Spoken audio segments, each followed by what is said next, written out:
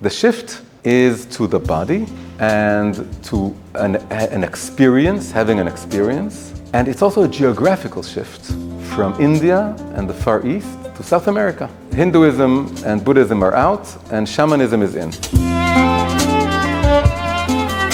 This video was made possible through the kind support of my sponsors over at Patreon. Patreon is a great way to help independent creators like myself produce original content. If you'd like to get more English language videos from me, please consider becoming a supporter via Patreon. You can find the link in the description below. Thank you very much. I'm sure many of you have noticed, if not more than noticed, that many people in our generation are very much attracted to the whole idea that certain plants, mostly originating from South America, with traditions in those countries of using them in ceremonial contexts, in spiritual or transformative contexts, many people are very much attracted to this and are trying it out in various ways, some recreationally and some not recreationally, for purposes that seem very noble. Either because they want to get closer to God, or because they want to get closer to themselves. They want to understand themselves. And this is spreading very rapidly, and in many, many circles. And it has also entered much of the religious world. And I keep hearing about it more and more from every direction, everywhere. You toss a brick, you toss a stone, and to the point that some people are telling you it's like everyone's good. That's where it's going. So whenever something like this happens, it's something new. You can say it's not new, but the context is new. The people doing it, for them it's a new thing. The people facilitating it also, it's not people coming from those traditions. They're not South American Indians. When something new like this becomes such a phenomenon, it needs addressing. And this book doesn't address it, but I'm going to do here what we try to do in that book, which is to take this topic that wasn't such a big thing when I wrote those essays about 10, 13 years ago. And I'm going to try and do the same thing, which is we take a topic, when something like this happens, you don't immediately shout no and you push it with your both hands. Because that doesn't help, and it doesn't even help to understand what's going on. And you also don't embrace it with your two hands.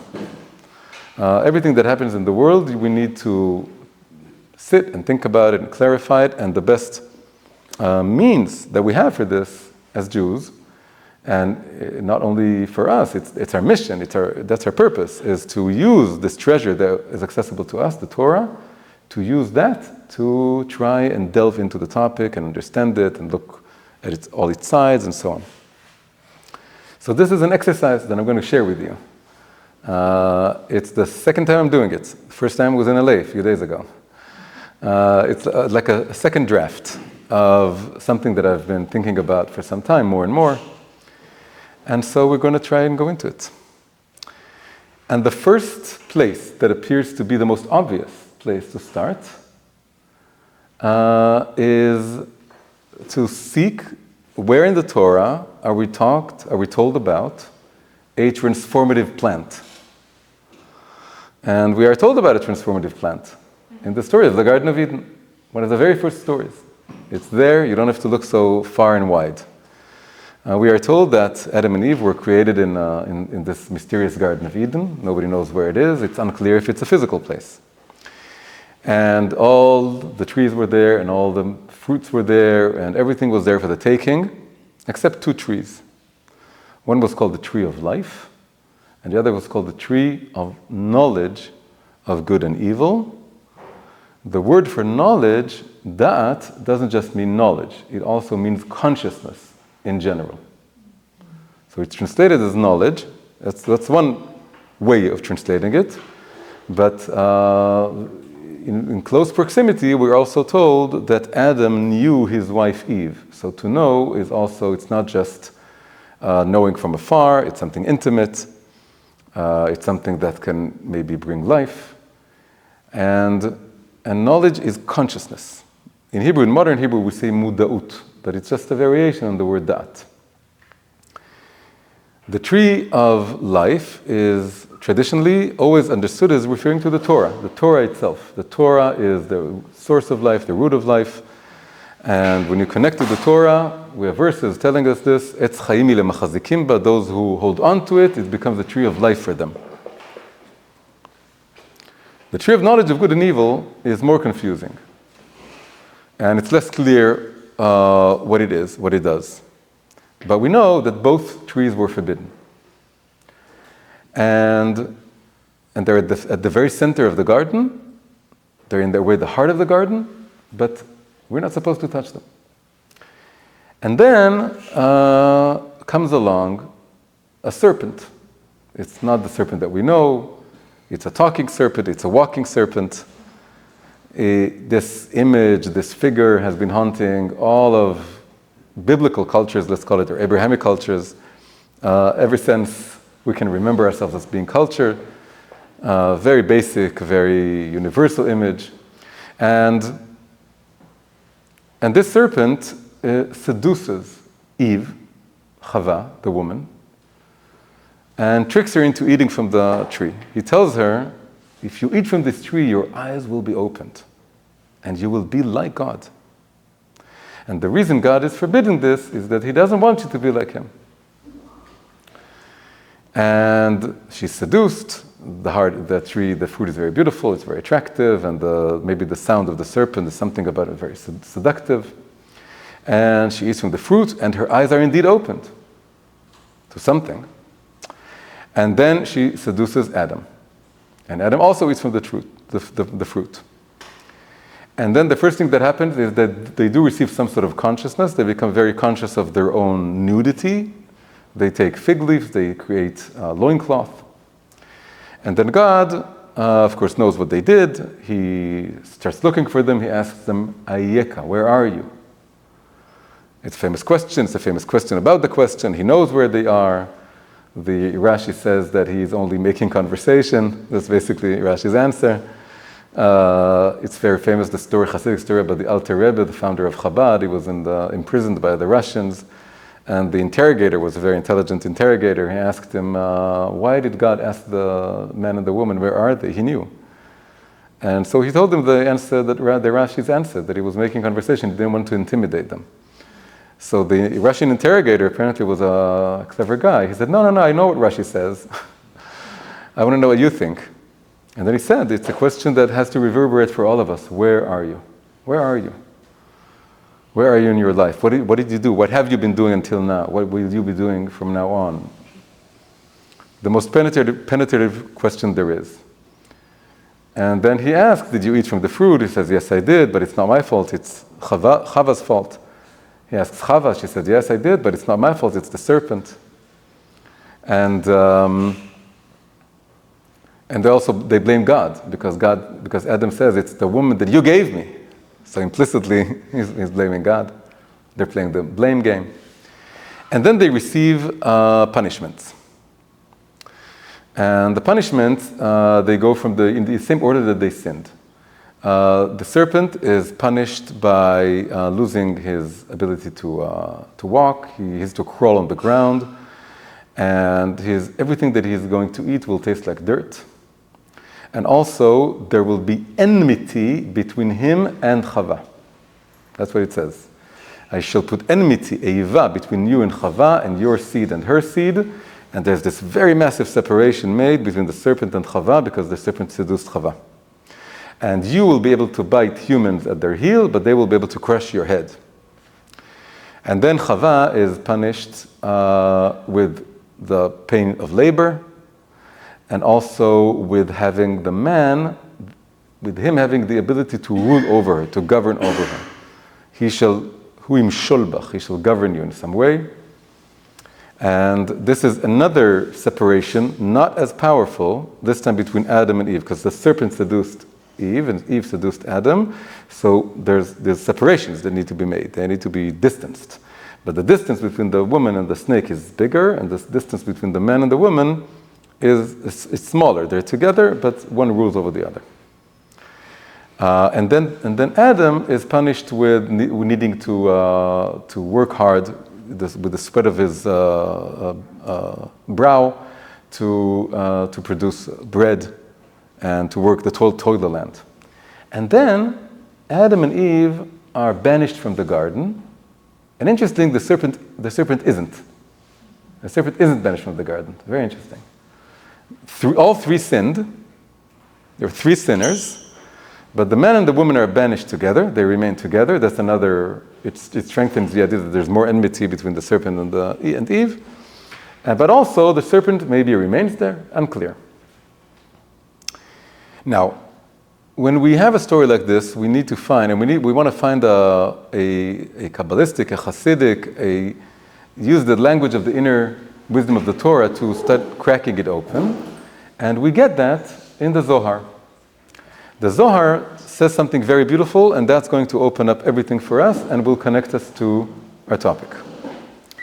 The Zohar says that the three perpetrators, they live in all of us, in each one of us. Each one of us has an inner Adam, an inner Eve, an inner serpent.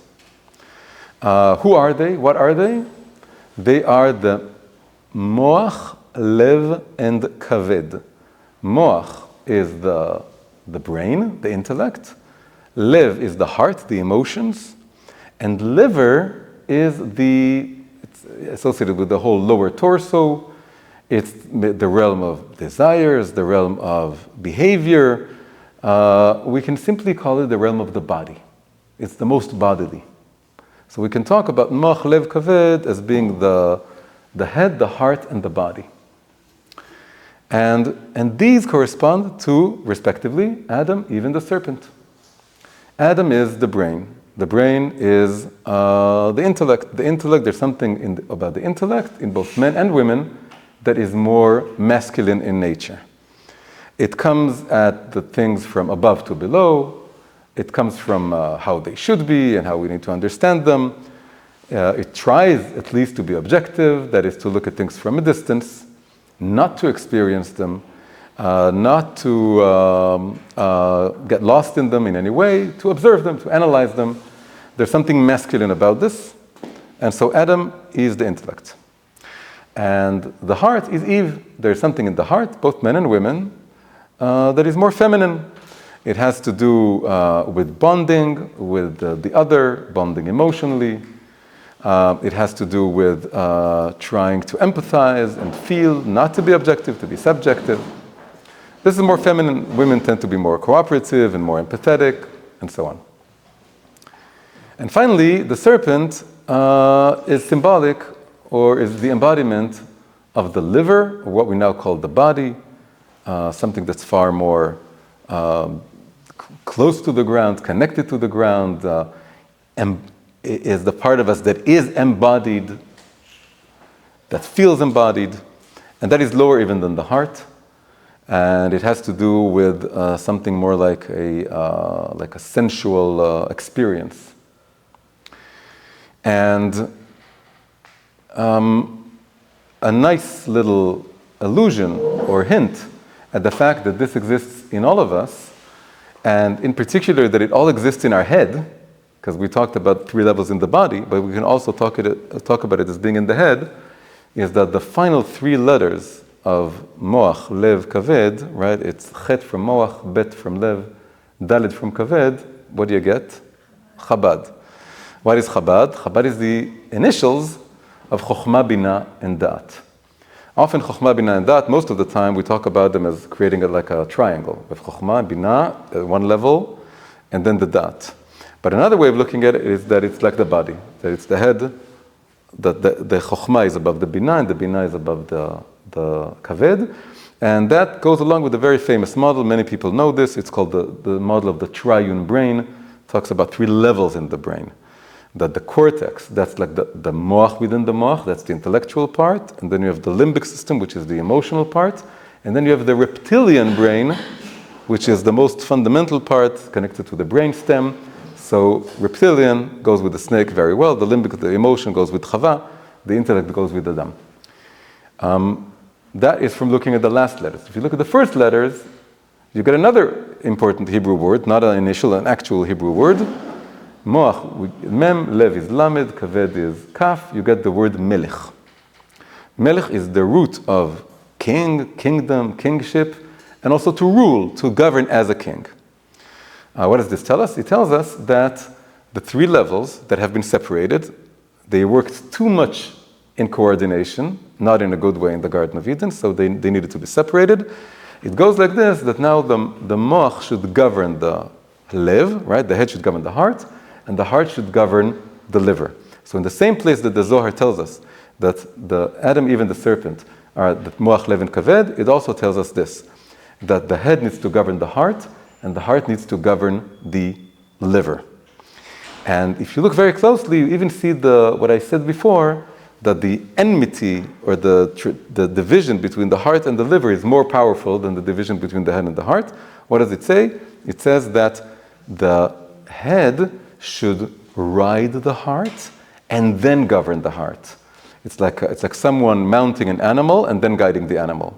You don't first guide it and then you ride it. You appease it, you approach it, you pat it, you become friends with it, you ride it, and then you can start governing it, telling it what to do.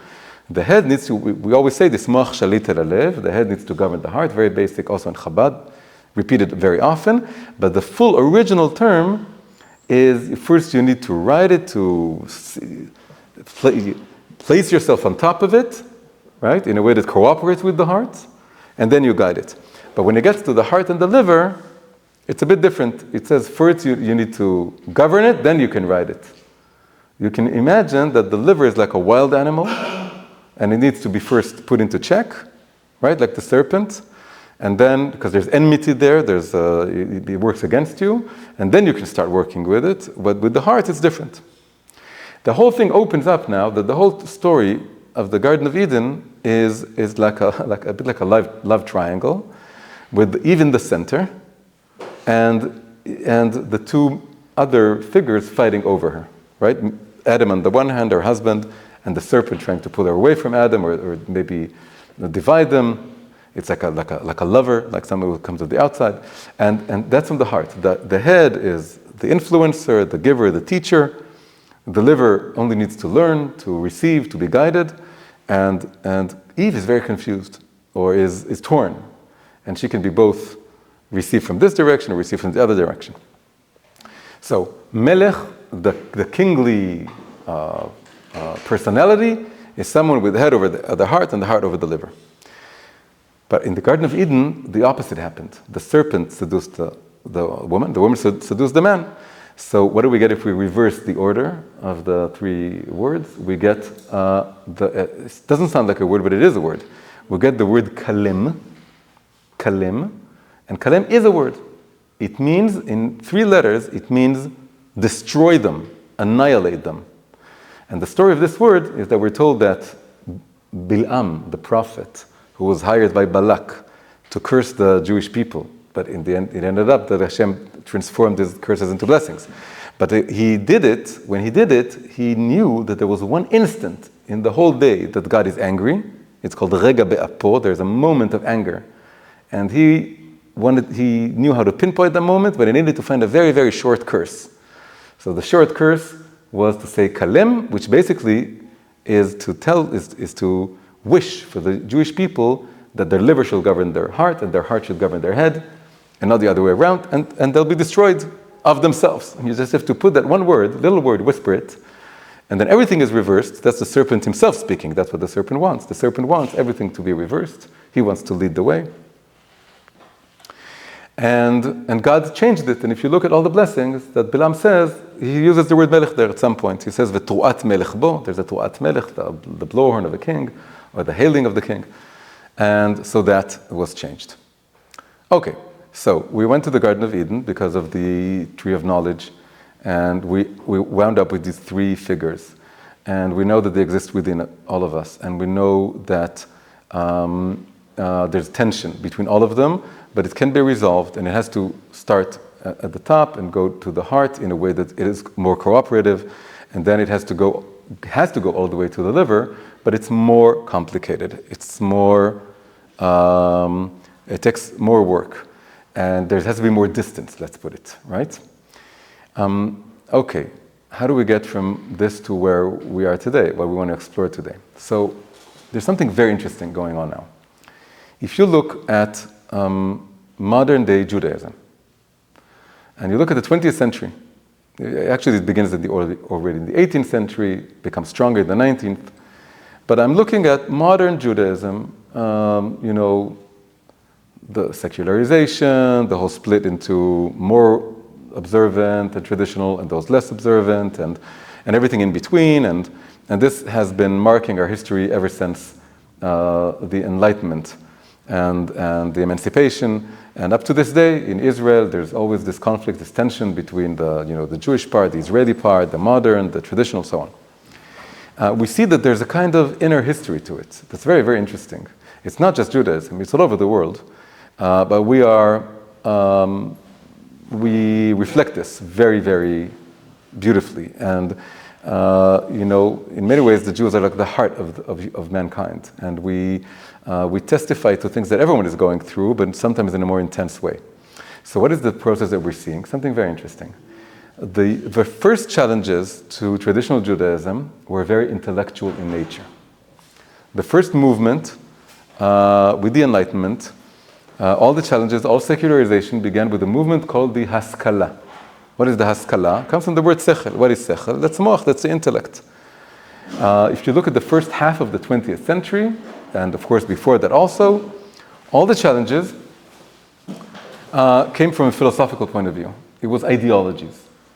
First you had science, rational thinking, academic thinking. People went to the university. It was very different from what they learned in the yeshiva. And then came ideologies. You had socialism, communism, capitalism, liberalism, very philosophical in nature. And all the questions about Torah and science, they come from there, and philosophical queries and questions and doubt. And that was the main thing Judaism was dealing with, up until the 60s. The world in general, right? The world in general was more masculine. The more you go back, the more masculine it is. It has been ruled by men, it's been governed by men have been running the show, and the whole talk, the whole conversation was very masculine in nature. As history progresses, this is a topic I've been talking about many, many other scenarios and occasions. There's something called the rise of the feminine. The rise of the feminine is something we all see. There's the women's liberation movement, there's women's rights. In Kabbalah, it's a big, big thing, even before feminism. At the Ari, in the 16th century, he said that's a big thing in the cosmos. The feminine is rising, and it's going to reach a point of total equality. And I have other classes that we talk about this. But one of the things we see is that the rise of the feminine is also the rise of the heart in relation to the head. Because it's not just women and the rights of women and women in society, that's a major thing. It's the feminine. The feminine is far wider. So gradually, the intellect is still very strong, we're all very smart, and may we continue to be so. But the heart is rising, the awareness of the heart, sensitivity to the heart, and a language that wants to open up the geography or inner space of the heart, that's rising. And we see it in the rise of psychology, which in Western culture it started with Freud in the 19th century. But really, in Judaism, that has been ever since the time of the Baal Shem Tov, Chassidut. The whole idea of Chassidut is that before Chassidut, the way Judaism addressed the psychological problems and the way we should behave was also very intellectual, very cerebral. There were books called books of Musar, and the books of Musar, they basically preach. That's what they do. They come from the head and to the head. And then they preach. You have a preacher, the preacher is standing up and he's telling you, rebuking, he's saying to you, this is bad behavior, it's wrong behavior. And then if you internalize that, you have the head preaching to the heart. Even the word to preaching, it goes with the word musar. In Hebrew, we call it hatafat musar. Hatafat musar is to drop droplets of truth from above. Sprinkle them from above. Hatafat musar. So it's the head sprinkling, lecturing, preaching to the heart. And then the heart cowers. And then the heart tells itself in a very inauthentic kind of way, okay, so this is a bad trait, I need to get rid of it. This is a good trait, I need to adopt it. And with Chassidut, this has transitioned to a feminine approach. We're trying to find paths to the heart that bypass the intellect. All of Chassidut, that's what it does. the interpretations are so surprising, they disarm the intellect. It takes away the rational thinking. And then there's also nigunim. You sing, you have a drink, you eat, you take a walk, you dance, you tell stories. All these things are ways of reaching the heart, not through the intellect. It's developing the language of the heart. So the same thing happened, that the Baal Shem Tov addressed this already. He was anyway preparing the cure before even the problem. The problem became far more of a problem as we got to the 60s. Because in the 60s, the philosophical questions, the scientific questions, the ideologies, are you a socialist, are you a capitalist, nobody cares about this. It all started moving from philosophy and ideology to psychology and feeling. And basically the whole thing, the whole scene shifted from Adam to Eve. And Adam was addressed by a very rational kind of Judaism. You had answers, you had the Soloveitchik Rebbe, you had even the Rebbe himself in the answers. You need philosophical answers, you give the Musar was masculine. And then, all of a sudden, the Chassidut that has been there from the Baal Shem Tov's time became suddenly an opening for so many people. People were into psychology and into the heart, into the intuition, into the feeling. They didn't care so much about objective truth. Everyone has their own truth, and it's what the heart is speaking. And then they discover Chassidut. And Chassidut gives them suddenly a way of acknowledging all this and finding a way into Torah using that, right? And it also went along, very interestingly, with looking to the East, looking to India, looking to China, especially India. People looked to the East because in the East they found a kind of spirituality that was more feminine. And it had to do with pushing away the mind. The mind is wrong. The mind doesn't help you. The mind is alien to who you really are. And it had to do with intuition and with spiritual elevation that is very intuitive and not so wordy, not so intellectual. And again, what Judaism could offer in return was Chassidut. And that's why you have so many stories of, especially in Israel, of Jews going to India. They want to do meditation, they want to do yoga. And then they reach a Chabad house, and then they discover Chassidut, and then they say, oh my God, the things I'm looking for, it's also in Judaism has it. But it's not because they opened a book on Torah and science, or a philosophical book that gave them answers to their arguments. It's because they found another language that comes from the heart. But this time it's connected to the Torah and also to spirituality, and it offers things that the East doesn't offer. But as the 20th century goes on, and we're reaching our time, there is another shift. And now the main focal point and the main center of gravity is obviously not the philosophical questions that even people, now the Torah science books, there's more dust on them even than before. And I know this because I wrote a big book about Torah and science, and hardly anyone reads it. Although it's very Hasidic. Oh, you read it. Oh, it's you! And it's not translated, yeah. Hopefully we'll get there also. Reading for it in English. Yeah. And although it is Hasidut, and it's very spiritual, it's not so cerebral, but it's just the word, Torah, science. So but it's no longer also exactly the heart. It's not the heart, it's not exactly psychology in the sense of what I feel, what my intuition is. And it's not also the spirituality of India, which is still, relatively speaking, upward oriented in the sense that it wants to reach, elevation, enlightenment. It's still very lofty and wispy and spiritual in nature. The shift is to the body and to an experience, having an experience. And it's also a geographical shift from India and the Far East to South America. And it all goes together. Hinduism and Buddhism are out, and shamanism is in. That's to put it very simply and bluntly. It's not out. Some people are also into Torah and science.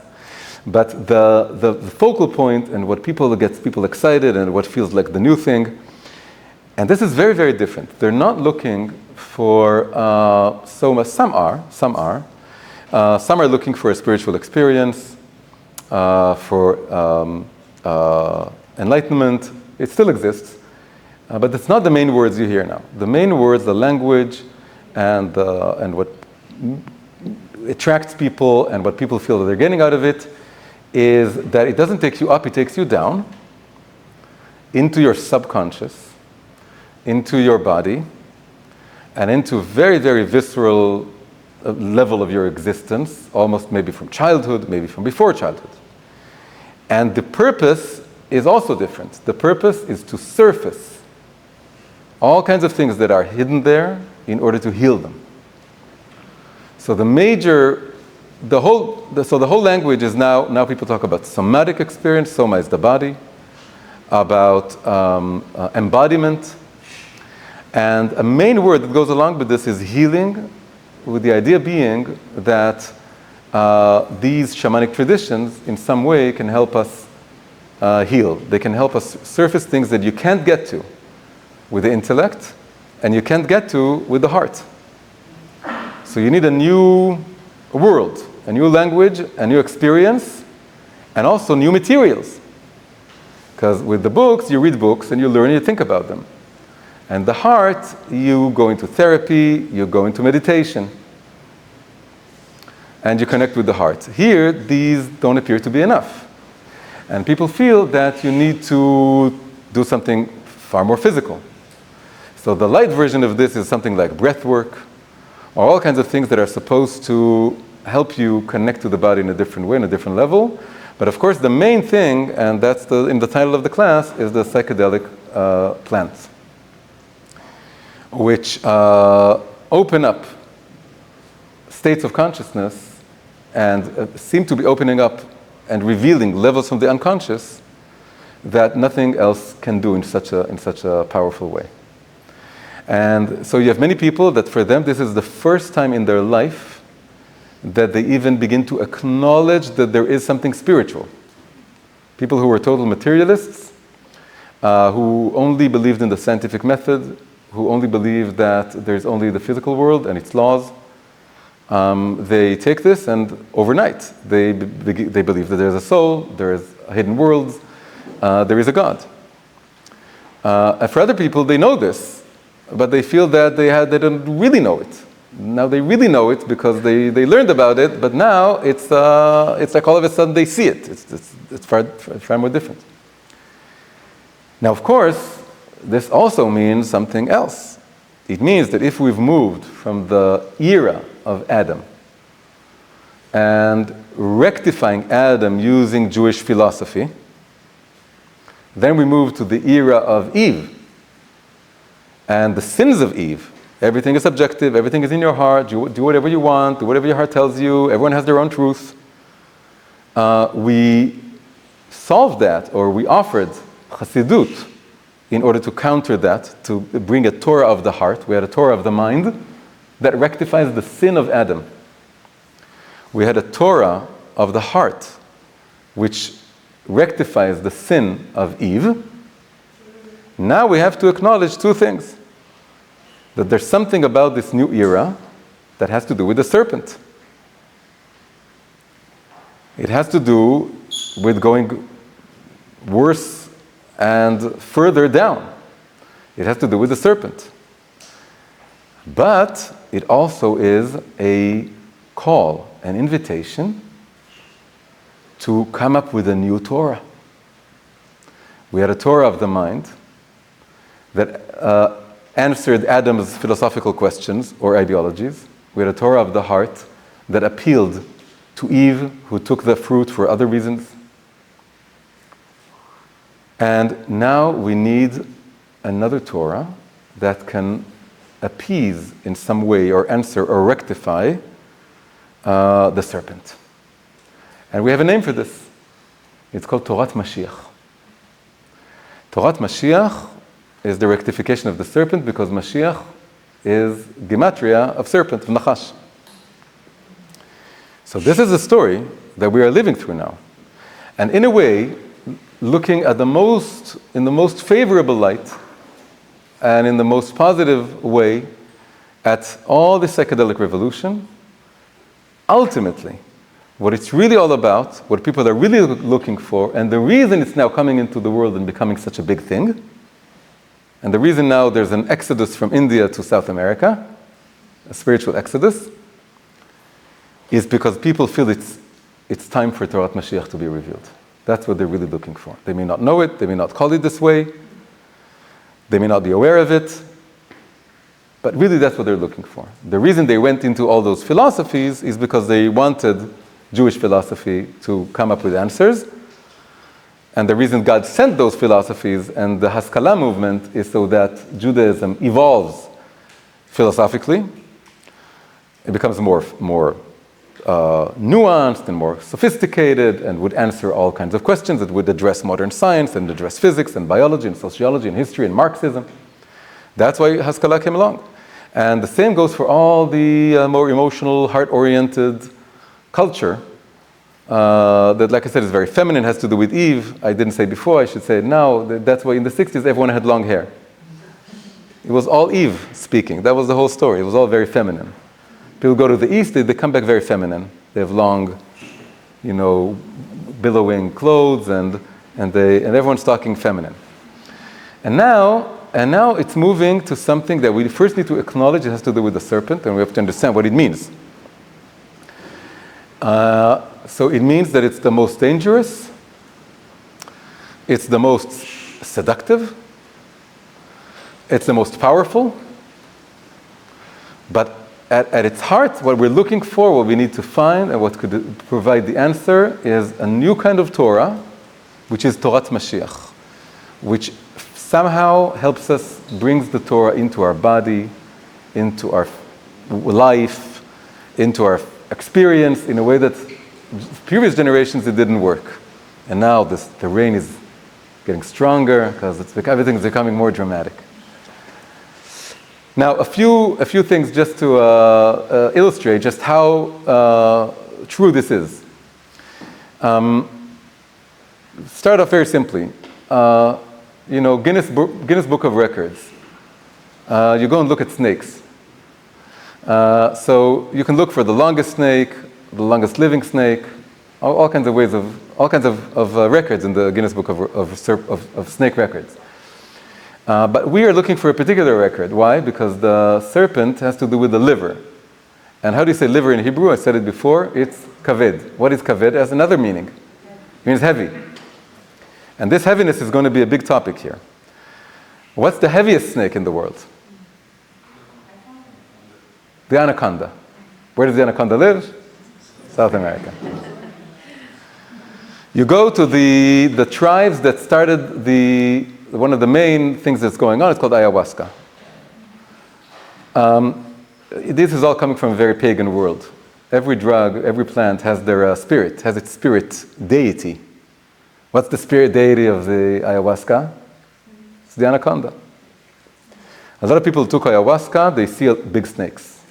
See a lot of big snakes. And first they're afraid of them, but then they start befriending them. Because that's part of the whole idea, is that you want to befriend the snake. Don't be afraid of it. You need to open up to everything. The word nachash in Hebrew has to do with the word chash. I mentioned it in the beginning when I needed a moment to breathe in. Chash is both silence and feeling, and also has to do with sense, sensual, chushim, senses. So nachash has to do with something that's sensual, that's experiential. The Aramaic word for nachash is chivia. Chivia is very, very reminiscent of a admittedly modern Hebrew word, but a word that caught on and became very, very foundational. It's the word chavaya. Chavaya is experience. It's a modern word. It was invented by A.D. Gordon, who was looking to merge the word havaya, which is existence, and the word chaim, which is life. Something like a living existence. So he came up with the word chavaya, but it goes very well with the idea that chivia is, today we would say it's all about chavayot. It's having an experience. It's not enough to read, to learn about something. Chava was called Chava because the serpent seduced her and put his venom in her. And therefore we all have it. That's why we all have the serpent within us. Chava has to do with Chavaya, but apparently less visceral. It's more emotional. We said it's empathy. Empathy is I share your feelings, so I also experience them, but not so bodily. I experience it in an emotional way. But chivya is having a real powerful chavaya experience. So we have the heavy snake, and we have the fact that it has to do with sensual experiences. If you look at the literature on ayahuasca, there's serpents all over the place. There's one book called The Cosmic Serpent. There's another one called The Soul of Ayahuasca. It has a big serpent on the cover. It's there very overtly. It's not even hiding. Or we can say it's hiding in plain sight. It's telling us, this is me talking. And we have to be very aware of this. It's very appealing, it's very attractive, but we need to put it on the table, that this is the serpent. Now, of course, we need to understand it more. It's not enough to say it. And also, people feel, you say it, you're trying to scare us off. You're trying to intimidate us. Oh, it's like the serpent, it's like saying it's the devil, it's like saying it's demonic, it's like saying all this. And that is partially true, but it's also not enough. We want to have a better understanding of it. I don't like intimidation. Intimidation is very external. It doesn't mean anything, doesn't do anything, and it's not how I would want to be, addressed, and it's not how I want to address people. I really want to explore this, and that's what we're doing. Now, before we go further in, we have to go look at open up another little topic. Because the fact that the serpent is here hiding in plain sight, or not hiding, whatever it is, and the fact that the whole search for the experience is about healing. When people went to study philosophy in the university, they didn't want healing. They wanted answers. When people went to meditation or to psychology, they wanted to discover maybe themselves, or to live, or to be connected, and whatever. But now the main word is healing. Healing, serpent, we've seen it go together before. It's a universal symbol of medicine. The Greeks have it. They call it the rod of Asclepius, that has the rod with the serpent and twirling, how do you call it? Twirling around it. And it's also in the Torah. And the Torah is where we go to understand the meaning of the symbols. And we have a story. The story is that at some point in the desert, the Jewish people, as they are wont to do, started complaining. And each time it's a different thing. What are you complaining about now? And this time they complained about the manna bread. The manna bread, they say, v'nafshenu katza balechem haklokel. Our nefesh. Nefesh could either mean the soul in general, but it could also mean more in particular the lowest level of the soul, the most embodied level of the soul. Nefesh could stand for generally the soul, like a synonym for neshama or ruach, but more particularly, he talks about the lowest level of nefesh, ruach, neshama, chaya yechida. Nefesh being the most embodied, almost synonymous with the body sometimes, and with life. Nefesh is life. V'nafshenu katza, nafshenu has had enough, has reached an ending point with the lechem haklokel. Lechem is bread, and klokel means that it's gone bad, it's gone rotten, but it also means it's twice the word kal. Kal is light. It's too light. Manna was not from wheat, it didn't come from the ground, it came from the heavens. It was kind of spiritual bread, spiritual sustenance. And it was amazing, it was a miracle, it kept us going throughout the desert. But people at some point felt it's not enough. It's too light. It doesn't fill us, it doesn't satiate us. And they complained about this. What do they want? They don't say it, but it's implied. If this is a light bread, they want a heavy bread. Why do they want a heavy bread? Who's talking? Is it their head that wants the heavy bread? Is it their heart? No, it's their kaved. The kaved wants a heavy bread. It wants a kaved substance, a strong substance. It wants something that you take and it affects you in a way that the manna bread didn't. It gave you what you needed, but it didn't get the pshat meaning. Before we spoke about psychedelics, it was just talking about, we've been thousands of years we've been learning about this complaint. The explanation was that it gave you exactly what you needed and not more. And apparently feeling satiated has to do with overeating. Only when you overeat do you feel satiated. That's what the Rambam said many, many years ago. He was a doctor. He said, you want to eat right, you have to stop, you have to fill 3/4 of your belly. And you have to leave a quarter empty, you're going to feel hungry. How do you say quarter in Hebrew? Reva. Reva, it's the same letters as Ra'ev. And a quarter has to be empty, and after some time passes, you'll feel satiated, but not immediately. So the same goes here now spiritually. Spiritually, they're saying basically that we have this, the manna bread. Who brought the manna bread? It was Moshe. It's like the Torah. They're basically saying it's words, words, words. It's just words. And it's too light. And we want something heavier. It can get to our head, it can get to our heart, but the kaved is complaining that it's not heavy enough, it's not experiential enough, it's not transformative enough in and of itself as it is. And so what's their punishment? Right? We needed to put all this together. Their punishment, it's written. But their punishment is that their serpents come. So before, it didn't make sense. They were planning about the bread and they get serpents. But we know that the punishment has to reflect the sin. And the punishment has to basically show them something about themselves. The punishment was basically telling them, that's the serpent speaking. The serpent wants to talk you into thinking that you need heavier bread, heavier substances, and because the Torah is too light. It has all you need, but it's not, but the liver would have a hard time with this. And so the serpent tells you, Nafshenu katsa balechem haklokel, it's not enough, we need something more. And then, so the serpents come in order to reflect to you what is going on the inside of you. What is the opposite? What were they saying? They were saying, the Torah is light, but I'm heavy. I have a body. Torah doesn't relate to me, it's too light. The answer comes from another place that the word kaved appears. They're all coming out of Egypt. In Egypt, at some point, early point, when Moshe first came and told Pharaoh, let my people go, the first result, the first reaction was very negative. It seemed to be going in the opposite direction. Everyone was angry. What happened? Pharaoh doubled down the work, right? And then everyone was saying, why did you come? You made us worse. Go back where you came, the Israelites said. What did Pharaoh say? As Pharaoh said,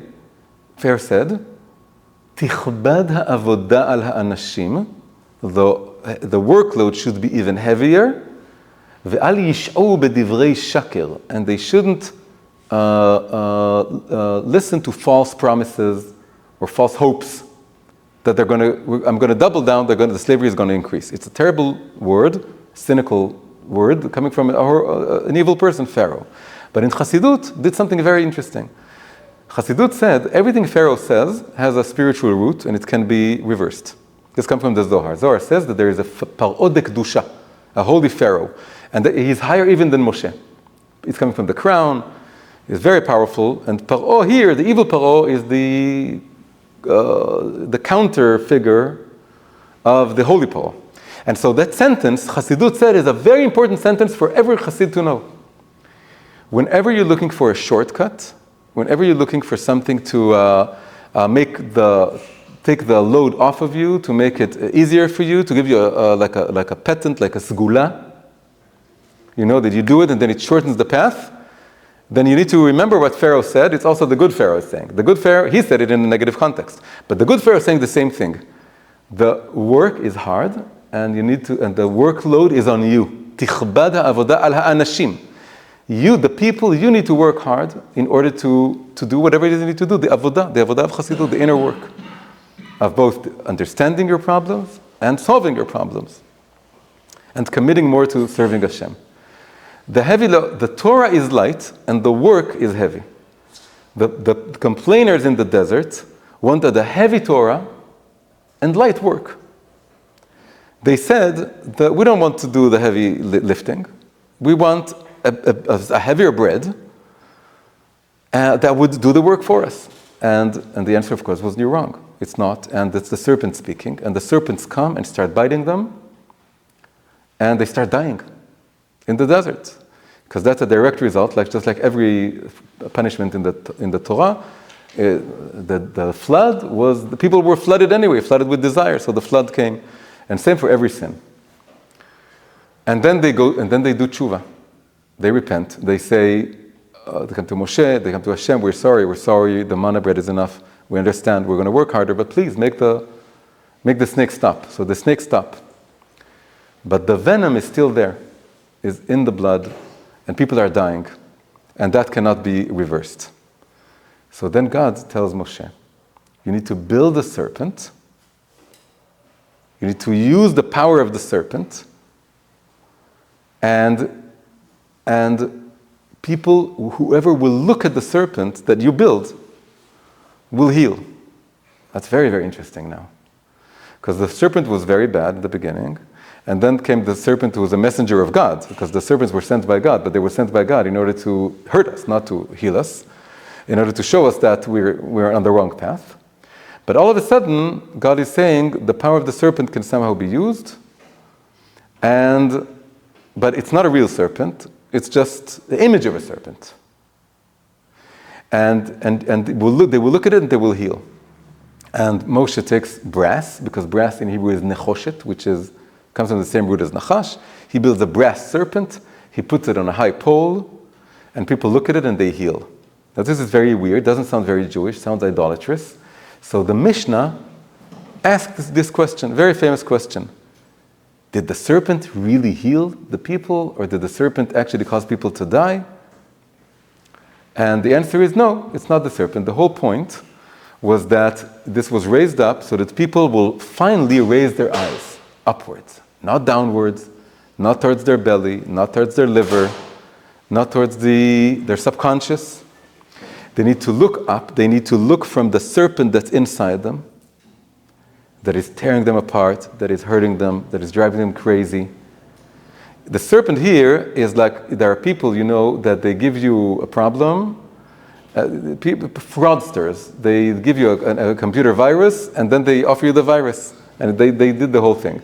The snake gives you the pain, the trauma, the problem. It's eating you up on the inside. And then it tells you your solution is to go look for substances outside the Torah. They're very powerful. And it's running the whole show. And so that was the story. And now they need to look up and realize that all these serpents, both within and without, they have a divine source. It was sent in order to make you look up and to turn it into something that you start working with in order to connect to your neshama and to Hashem. And so they needed to look up and then remember that the serpents here and the serpents here inside were sent from above. And then they remembered Hashem. And they started working on what they needed to work on, which is connect to Hashem. But what happened afterwards is that the same serpent that was used, so first, let's pause for a minute. So first, this is the source of identifying and seeing the connection between medicine and healing. Right? All these plants, people who do them and who go to the ceremonies, they never call them drugs, because drugs doesn't sound good, they call them medicine, called plant medicine. So the whole idea that the medicine and the serpent go together and they're connected starts with this story. And it's a story about feeling that the Torah and the words of the Torah are too light, and we need something heavier, more substantial, more powerful. And the answer was, no, the serpent is leading you into thinking that.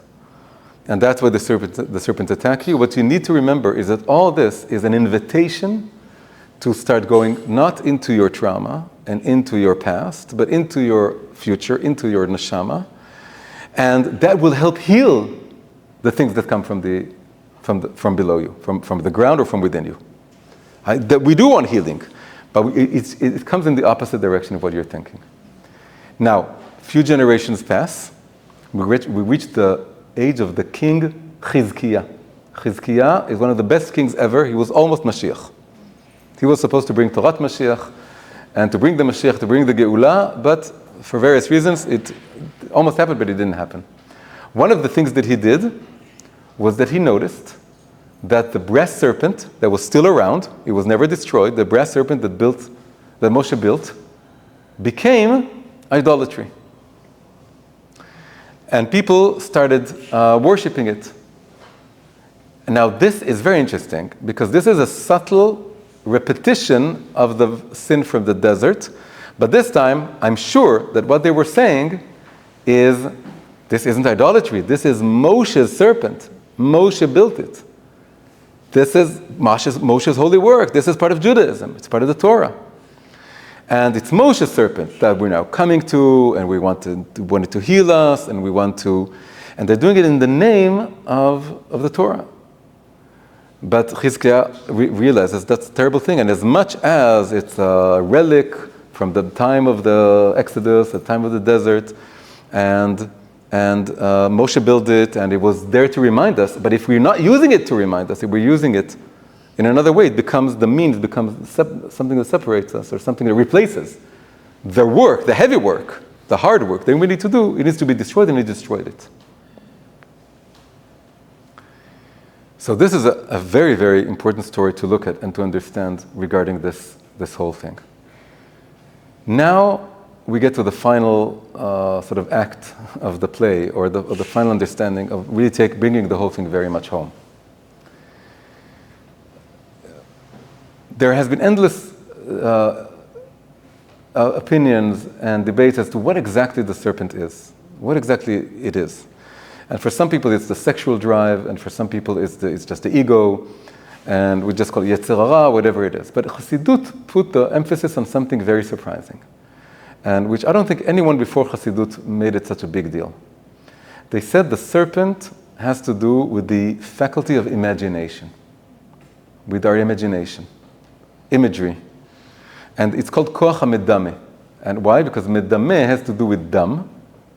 The blood, we have the physical blood, but the spiritual blood is like the whole world of imagery, the images that we use in order to our self-image, the image of the world, the image of other people, the mythologies, the movies. This is making up the whole world of our imagination. And what the serpent did was it defiled, or it mixed up its own venom with our imaginative faculty. When the imaginative faculty is cleansed, it becomes prophecy. When it's defiled, it becomes the opposite of prophecy. It becomes losing yourself in a world of fancies, in a world of mixed up imaginations that have to do with your own subconscious. The liver is the source of blood, according to this ancient kind of anatomy. For us, it's the heart. But in this level, the liver is the source of blood. It's where the most of the blood is. And it goes up to the heart. That's the classic spiritual anatomy. The physical anatomy has its own place. But to understand the symbolic levels, this is coming from. And the heart is in between the blood that comes from below and the light that comes from above. And we need to clarify and cleanse and purify our faculty of imagination. Now, how do we do this? The answer is we need our conscious faculties. We need dat. The whole idea of the eating from the tree of knowledge of good and evil is that the serpent said this will open your eyes, this will give you knowledge, but it ended up being the opposite. It ended up conflating and confusing good and evil together. That's what the tree of knowledge did. The knowledge and good and evil became totally intertwined, to the point that we can't tell them apart. That's why we need the Torah, the Etz Chaim, the tree of life. The Torah comes and gives us a guide and a map and a compass for working on re-purifying and cleansing our whole world of imagery. Now, that is the most precious thing we have. How do I know this? Because the first request we have in our prayers, every prayer, 3 times a day, we have 3 blessings, then we get to the requests. The first request is a chonen la'adam dat. You grant us dat. It's knowledge, it's consciousness, it's having your head on your shoulders. It's consciously navigating through life. The first blessing in the morning is anoten la'sechvi bina. You give the sechvi, could be the heart, could be the rooster, the understanding to tell.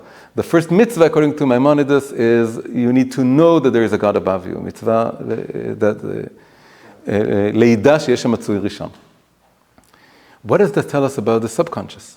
But there's so much to heal. There's so much to surface. The Jewish way, the way I see it, the way I understand it, the way I learn it from Rav Ginsburg and from the Rebbe and from all the generations, is that the subconscious surfaces of itself whatever needs to be healed. It's not everything. And we use our conscious intellect and our conscious emotions in order to start working with that and elevate it. This is Adam and Eve together, the heart and the mind, in that, with knowledge, with conscious. You don't lose your consciousness, you don't actively lose your consciousness. You don't use anything in order to gain control of your consciousness.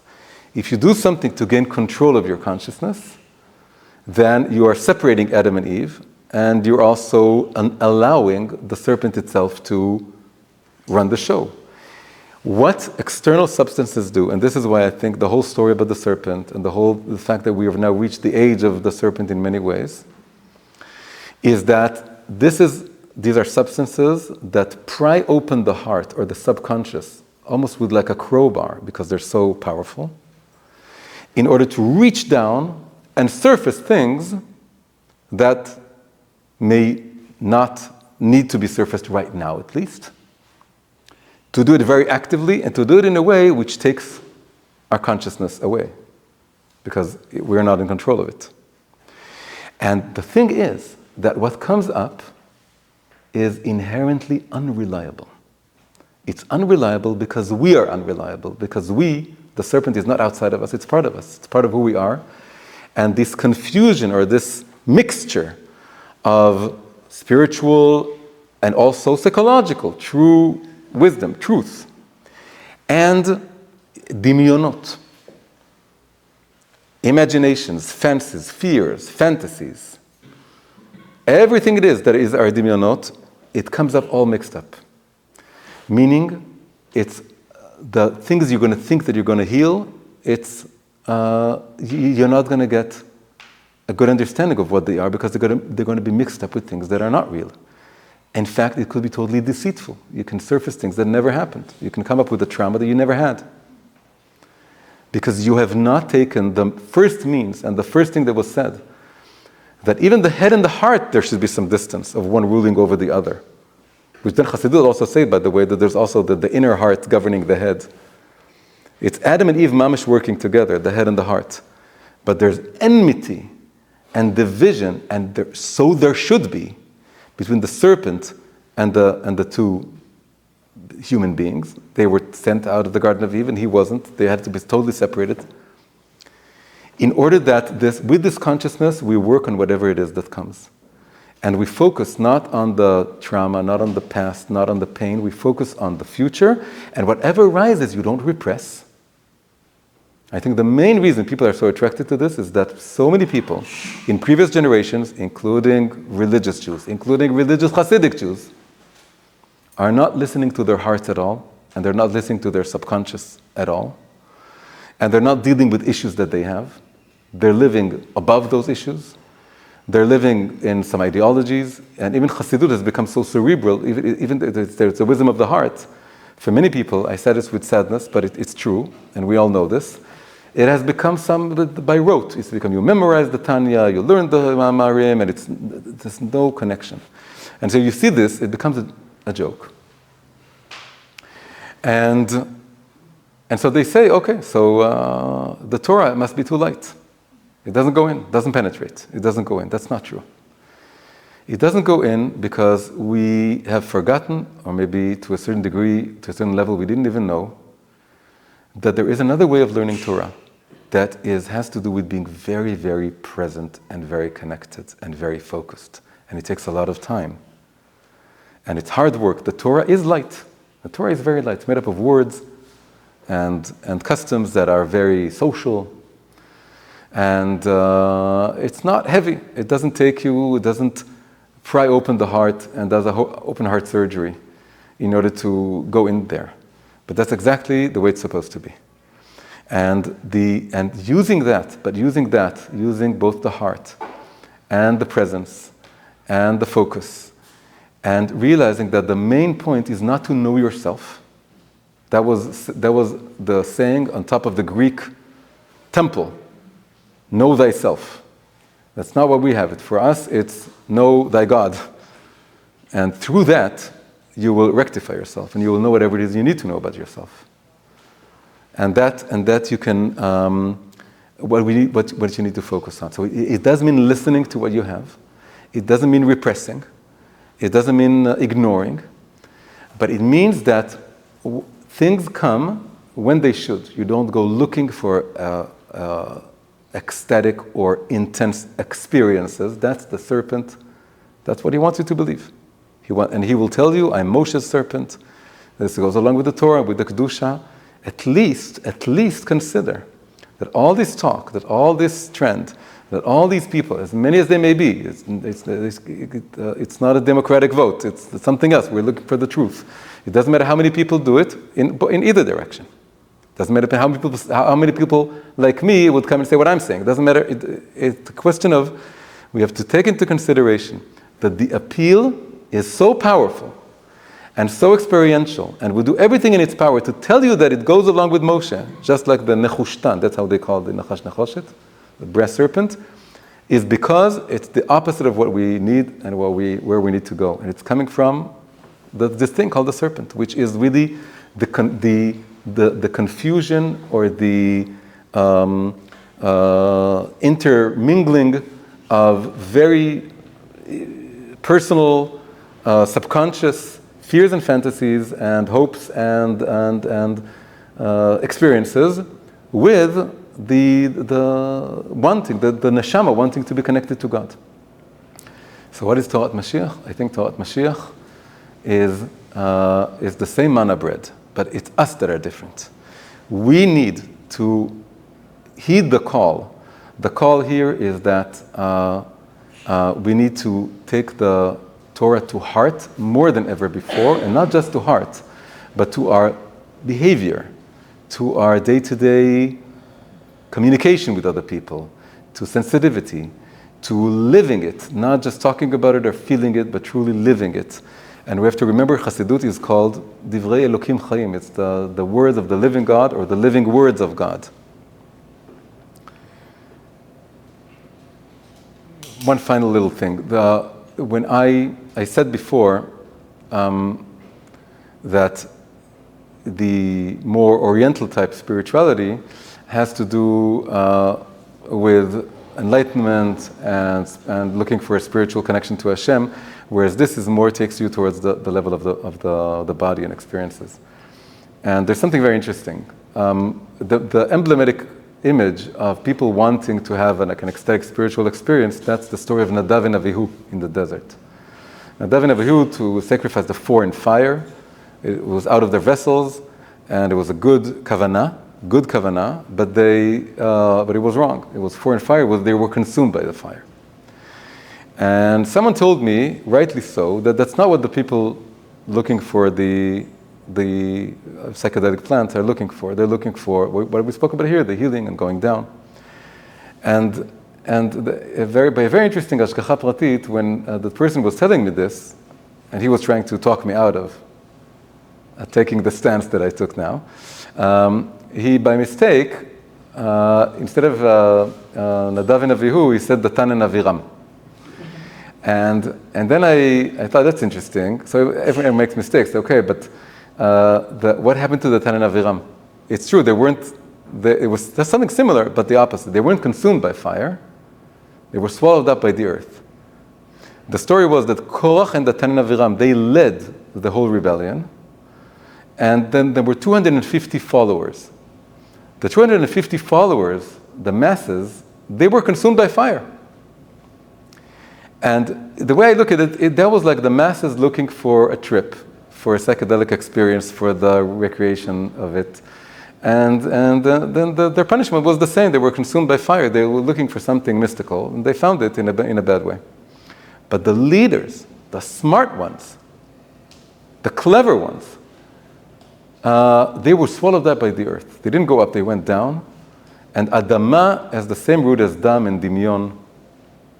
And you're swallowed up by the world of imagery that's very, very powerful, but it's unclarified. It's unrectified. And the way to clarify it and rectify it, like I said, has to go with going up, and the healing will come. looking at the root of the serpent. The title of the whole class, I'm coming to now really an end, I promise. The whole topic, the title was Snakes and Ladders. And the ladders take you up, the snakes take you down. In Hebrew, we don't call it that way. In Hebrew, we call it a little bit differently. We call it ladders and ropes. We put the ladders before. We want to go up. That's the main thing. Why put the snakes before the ladders? And so we put the ladders first. And the serpent isn't a serpent. It's a rope. Why is it a rope? Because it can also be used to elevate. And that's the whole idea of raising your eyes from the serpent within you and the serpent outside of you to why did God send this to me, and why am I going through this? And more importantly, how do I connect to God? How do I find more purpose and more meaning and more consciousness, more divine consciousness?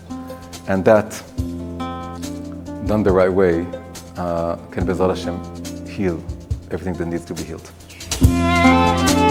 Hi everyone, if you enjoyed this episode, please press like, subscribe to the channel, and leave a comment. If you want more English language videos from me, please consider becoming a supporter via Patreon. You can find the link in the description below. Thank you very much, and see you in the next episode.